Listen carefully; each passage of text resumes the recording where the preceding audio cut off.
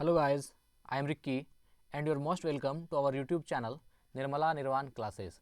तो आज भी हम लोग जो ऑब्जेक्टिव लेकर आपके सामने उपस्थित हुए हैं वह है आज यूनिट एंड डायमेंशन का ऑब्जेक्टिव प्रश्न है। और आइए हम लोग इसको देखते हैं। एक ओर से 20 प्रश्न हम एक वीडियो में लेकर आ रहे हैं और जैसा होगा उसके बाद आगे चेंजेस जो भी होगा हम करेंगे। तो चलिए आज का जो प्रश्न है उसको हम लोग देखना शुरू करते हैं। सबसे पहला प्रश्न है जो आपके डिस्प्ले पर दिख रहा है, 1 नंबर प्रश्न है कि फर्मी है ना, फर्मी वह मात्रक है जो व्यक्त करती है। फर्मी वह मात्रक है जो व्यक्त करती है। तो मतलब कहने का है कि फर्मी क्या व्यक्त करती है, संवेग व्यक्त करती है या ऊर्जा व्यक्त करती है, आवेग व्यक्त करती है या लंबाई को व्यक्त करती है। तो फर्मी किसको व्यक्त करती है? तो फर्मी लंबाई को व्यक्त करती है। फर्मी किसको व्यक्त करती है? लंबाई को। हमारा सही ऑप्शन क्या हो जाएगा? लंबाई को। संवेग नहीं होगा और ऊर्जा भी नहीं होगी, आवेग भी नहीं होगा। तो फर्मी वह मात्रक है जो व्यक्त करती है लंबाई को। फर्मी वह मात्रक है जो क्या व्यक्त करती है? तो लंबाई को व्यक्त करती है। चलिए क्वेश्चन नंबर 2 पर आते हैं। दूसरा प्रश्न है कि वैद्युत क्षेत्र है ना, वैद्युत क्षेत्र तीव्रता का मात्रक है। वैद्युत क्षेत्र तीव्रता का मात्रक कौन सा है? तो वैद्युत क्षेत्र तीव्रता का मात्रक न्यूटन प्रति कूलाम्ब होता है। क्या होता है? न्यूटन प्रति कूलाम्ब। तो न्यूटन प्रति एम्पेयर यह नहीं होता है, न्यूटन भी नहीं होगा और वोल्ट कूलाम्ब भी नहीं होगा। हमारा सही आंसर क्या होगा? न्यूटन प्रति कूलाम्ब, है ना। तो वैद्युत क्षेत्र तीव्रता का मात्रक क्या होगा? वैद्युत क्षेत्र तीव्रता, इलेक्ट्रिक फील्ड इंटेंसिटी, वैद्युत क्षेत्र तीव्रता का मात्रक न्यूटन प्रति कूलाम्ब होता है। बहुत ही मोस्ट इंपोर्टेंट प्रश्न है, ध्यान रखिएगा इसको। चलिए अब आगे बढ़ते हैं, प्रश्न संख्या 3 पर आते हैं। तीसरा प्रश्न है त्वरण का एसआई मात्रक है। त्वरण का एसआई मात्रक क्या होता है? तो त्वरण का एसआई मात्रक आप लोग जानते हैं, ये लिखा जाता है मीटर प्रति सेकेंड टू द पावर 2, अर्थात मीटर प्रति वर्ग सेकेंड। इसको जब आप तोड़कर लिखेंगे यही हो जाता है मीटर प्रति वर्ग सेकेंड। क्या हो जाता है? मीटर प्रति वर्ग सेकेंड। और आपका आंसर नंबर ए जो है, ऑप्शन नंबर ए सही है। तो त्वरण का एसआई मात्रक क्या होता है? तो त्वरण का एसआई मात्रक होता है मीटर प्रति वर्ग सेकेंड, मीटर प्रति वर्ग सेकेंड, मीटर प्रति वर्ग सेकेंड। चलिए यह हो गया त्वरण का एसआई मात्रक। अब आगे बढ़ते हैं, क्वेश्चन संख्या 4 पर आते हैं। तो क्वेश्चन नंबर 4 क्या है? ध्वनि की तीव्रता है ना, ध्वनि की तीव्रता का एसआई मात्रक क्या है? ध्वनि की तीव्रता का एसआई मात्रक क्या है? ये महत्वपूर्ण क्वेश्चन है और हमको लगता है आप लोग जानते भी होंगे। तो ध्वनि की तीव्रता का एसआई मात्रक डेसिबल होता है। क्या होता है? डेसिबल। ऑप्शन नंबर ए जो है यह राइट आंसर है, डेसिबल। ध्वनि की तीव्रता का एसआई मात्रक क्या होता है? डेसिबल होता है। ठीक है, ध्वनि की तीव्रता का एसआई मात्रक डेसिबल होता है। चलिए आगे बढ़ते हैं, आते हैं क्वेश्चन नंबर 5 पर। क्वेश्चन नंबर 5 क्या है? तो क्वेश्चन नंबर 5 है दाब का एसआई मात्रक, है ना, एसआई यूनिट ऑफ प्रेशर। दाब का एसआई मात्रक क्या है? तो दाब का एसआई मात्रक जानते ही हैं आप लोग, पास्कल है। क्या है? पास्कल है। क्योंकि न्यूटन जो है यह तो नहीं होगा क्योंकि यह फोर्स का होता है, वेबर भी नहीं होगा और हेनरी भी नहीं होगा। तो क्या होगा हमारा? पास्कल। पास्कल जो है राइट आंसर है कि दाब का एसआई मात्रक पास्कल होता है। चलिए आगे बढ़ते हैं, क्वेश्चन नंबर 6 पर आते हैं। क्वेश्चन नंबर 6 में क्या है? तो निम्नलिखित में से कौन सी सदिश राशि है? ये सदिश है, थोड़ा लिखने में मिस्टेक हो गया है। निम्नलिखित में से कौन सी सदिश राशि है, मतलब कि इसमें वेक्टर क्वांटिटी कौन सी है? तो वेक्टर कौन सी है? चाल यह वेक्टर नहीं है। देखिए वेक्टर वह होता है जिसमें डायरेक्शन भी हो और मैग्नीट्यूड भी हो। चाल में जो है सिर्फ गति है, इसमें कोई डायरेक्शन नहीं है, इसलिए यह जो है वेक्टर क्वांटिटी नहीं होगी। समय में भी सिर्फ मैग्नीट्यूड है, डायरेक्शन नहीं है, इसलिए यह भी सदिश नहीं होगी। दूरी भी सिर्फ दूरी में सिर्फ मैग्नीट्यूड है, डायरेक्शन नहीं है, इसलिए दूरी भी नहीं होगी। लेकिन विस्थापन जो है, विस्थापन में डायरेक्शन भी है और मैग्नीट्यूड भी है, डायरेक्शन भी है, मैग्नीट्यूड भी है, इसलिए सही आंसर क्या होगा? विस्थापन होगा, है ना। तो विस्थापन एक सदिश राशि है। चलिए आगे बढ़ते हैं, क्वेश्चन नंबर 7 पर आते हैं। क्या है क्वेश्चन नंबर 7? आवृत्ति का, है ना, आवृत्ति का एसआई मात्रक। मोस्ट इंपॉर्टेंट प्रश्न है, आवृत्ति का एसआई मात्रक क्या है? तो आवृत्ति का एसआई मात्रक जो होता है वह हर्ट्ज होता है। कौन होता है मित्र?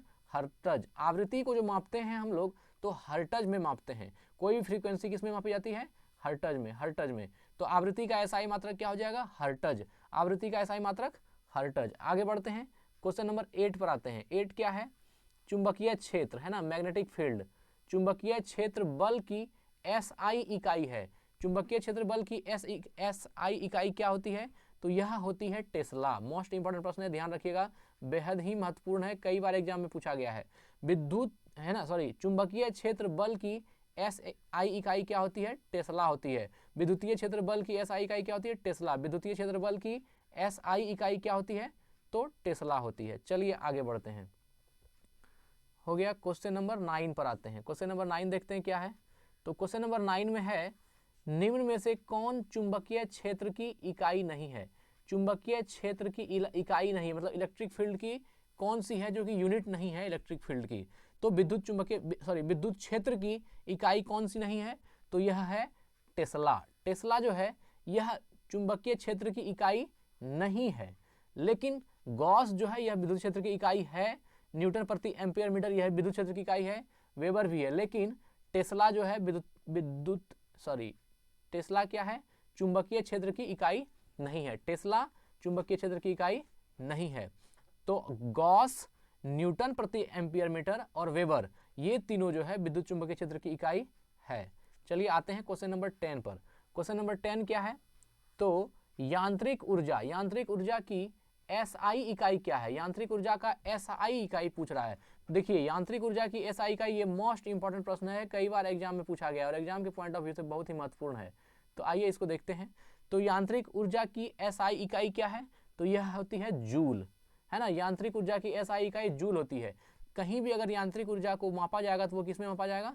जूल में। किस में मापा जाएगा मित्र? जूल में। यांत्रिक ऊर्जा जूल, यांत्रिक ऊर्जा की SI इकाई क्या होती है? जूल होती है। चलिए आगे बढ़ते हैं। यह सब क्वेश्चन बहुत ही महत्वपूर्ण है एग्जाम के व्यू से, इसलिए इसको एक बार में समझने का प्रयास कीजिए, याद रखने का प्रयास कीजिए। इलेक्ट्रॉन वोल्ट इकाई होती है, मतलब कह रहा है इलेक्ट्रॉन वोल्ट किसकी इकाई होती है? यह आपको बताना है कि इलेक्ट्रॉन वोल्ट जो है वह किसकी इकाई है। तो इलेक्ट्रॉन वोल्ट इलेक्ट्रॉन के आवेश की इकाई नहीं होती है, विभवांतर की भी नहीं है, शक्ति की भी नहीं है, और यह किसकी है? तो यह है ऊर्जा की। किसकी है? ऊर्जा की। किसकी? ऊर्जा की। तो इलेक्ट्रॉन वोल्ट किसकी इकाई होती है? ऊर्जा की। इलेक्ट्रॉन वोल्ट किसकी इकाई होती है? ऊर्जा की। मोस्ट इंपॉर्टेंट प्रश्न है, इलेक्ट्रॉन वोल्ट किसकी इकाई होती है? तो ऊर्जा की इकाई होती है। ठीक है, चलिए, इलेक्ट्रॉन वोल्ट किसकी इकाई होती है?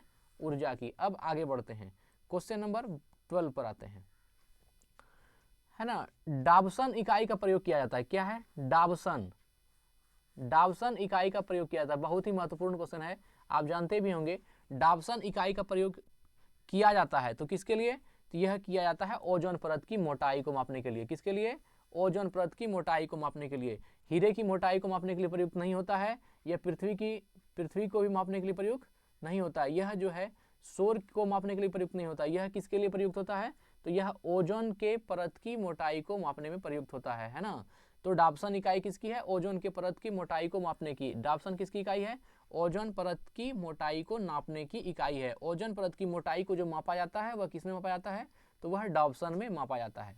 आते हैं क्वेश्चन नंबर 13 पर। क्या है क्वेश्चन नंबर 13? चलिए देखते हैं। रेडियोधर्मिता, है ना, रेडियोधर्मिता की इकाई क्या है? रेडियोधर्मिता की इकाई क्या है? बहुत ही महत्वपूर्ण क्वेश्चन है। रेडियोधर्मिता की इकाई क्या है? तो क्यूरी है। रेडियोधर्मिता की इकाई क्या है? क्यूरी। रेडियोधर्मिता की इकाई क्या होती है? क्यूरी होती है। ये मोस्ट इंपॉर्टेंट प्रश्न है और हमको लगता है कि आप जानते भी होंगे कि रेडियोधर्मिता की इकाई क्या होती है? तो क्यूरी। मोस्ट इंपॉर्टेंट प्रश्न है, रेडियोधर्मिता की इकाई क्यूरी होती है। चलिए आगे नेक्स्ट प्रश्न पर आते हैं। क्वेश्चन नंबर 14 पर आते हैं। 14 में है कि CGS, है ना, क्या कह रहा है? CGS प्रणाली में श्यानता गुणांक, CGS प्रणाली में श्यानता गुणांक की इकाई होती है। CGS प्रणाली में जो श्यानता गुणांक है इसकी इकाई क्या होती है?